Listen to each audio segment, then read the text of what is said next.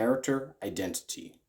One thing that Tekken 8 is trying to masterfully present to the fandom with its fresh redesigns despite having questionable character story bios.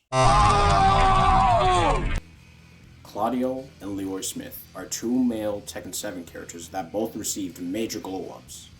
If you've been with this channel, you'll know that I've been talking about these two characters separately in small portions to support why Josie would likely be a candidate to return to this newer Tekken title.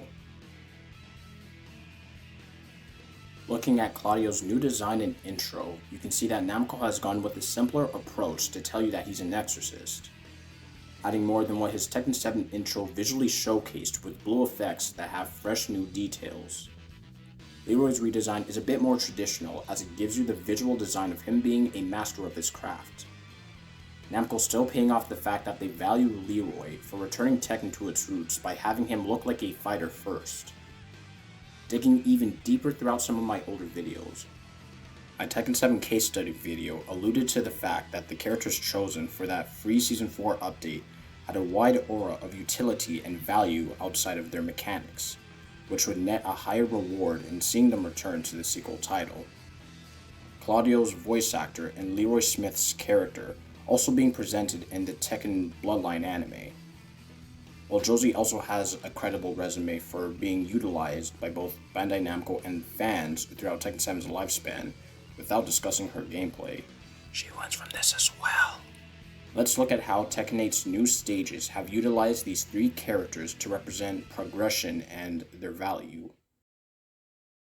In my recent character prediction tier list, I shared how Leroy, Josie, and Claudio were all eligible to be a part of the Tekken 8 teasers category.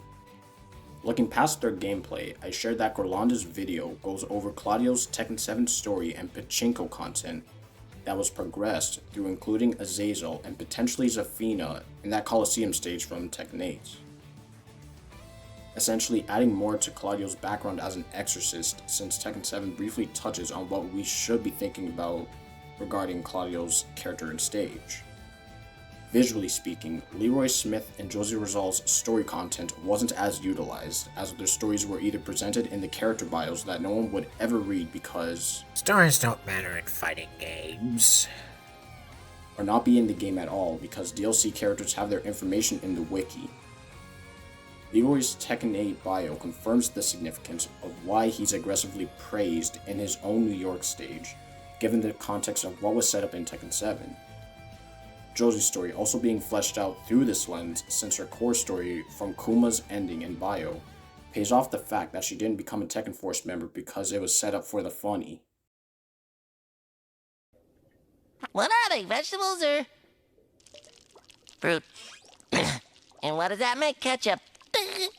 Oh, brother, this guy stinks!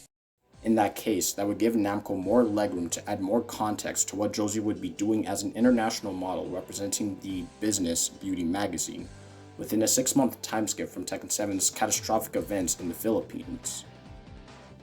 Namco also adding more Filipino history trivia that ties to Josie Rizal from Tekken 7's Easter egg usage to give you additional teasers to her character to avoid any confusion from the lackluster fashion billboards presented within the Tekken 8 stage.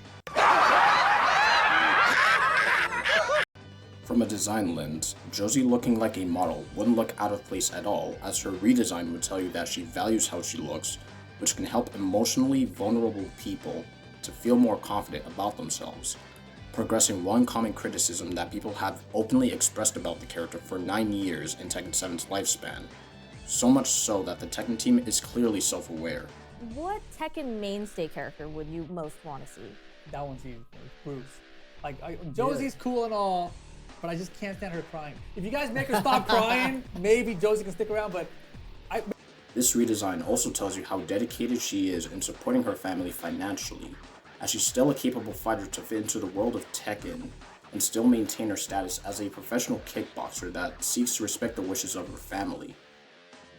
While most of the Tekken fandom will briefly acknowledge this thought when it's well presented, characters having amplifications to what makes them distinct is starting to become before anything else from a presentation lens in Tekken 8. Brian, Jun, and Leroy's trailers are good examples for what Namco has done to really embrace that thought. In short, how do you feel about Claudio and Leroy's characters throughout what we've shortly seen in Tekken 8? Looking at this free update fan art has me intrigued for how Kinomitsu, Chloe, and Josie will look within Tekken 8 once we get their inevitable reveals. With that being said, thanks very much for watching, and I'll see you next time.